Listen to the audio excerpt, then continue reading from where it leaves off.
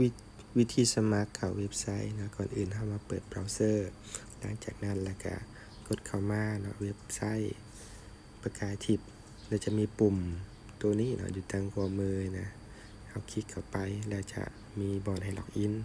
เรากดเข้ารูปตัว G เราจะกดเข้ารูปตัว G แล้วเนาะเราก็เบิ่งสื่อของเราที่เราจะได้สมัครคืออีเมลที่จะใช้สมมติว่าอาจารย์จะใช้สื่อนี้นะในการสมัครมันก็จะถามหาแล้วก็กด continue ต่อจากนั้นก็จะขึ้นรูปนะรูปของสื่อที่เราใช้สมัครลองกดเบิ่งอยู่ขวามือเนาะจะมีตั้งค่านี่แล้วก็มีคำว่าอัปเกรดสมาชิกกดอัปเกรดสมาชิกแล้วก็กดติ๊กเอาค่าบริการเนาะแล้วก็หลังจากนั้นกดยืนยันปึ๊บนะเพียงเท่านี้ก็มีแต่รอท้าไปนะรอท้าทาง